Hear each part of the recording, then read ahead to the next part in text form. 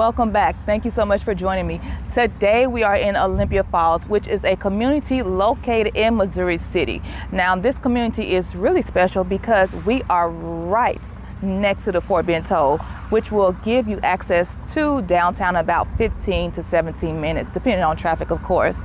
Now this home is built by KB, and this particular community is a KB community. Now they do give their buyers 14 different floor plans to choose from. So this floor plan that we're going to check out today that is behind me, it is the 2595 floor plan, which correlates to the amount of square footage it has. It is a 2-story, 4-bedroom, 2.5 bath home. Now this model does give the buyer the option to make this a 5th bedroom. The starting price on this property is only at the $389,000 mark. So if you're looking for a home that is reasonable, that fits your budget, that's not too far from the city, then this could be a great option for you to select and check out. Now, if you don't know who I am, let me introduce myself. My name is Linda Blue. I am your new home consultant, helping you create the ultimate blueprint for all of your real estate needs.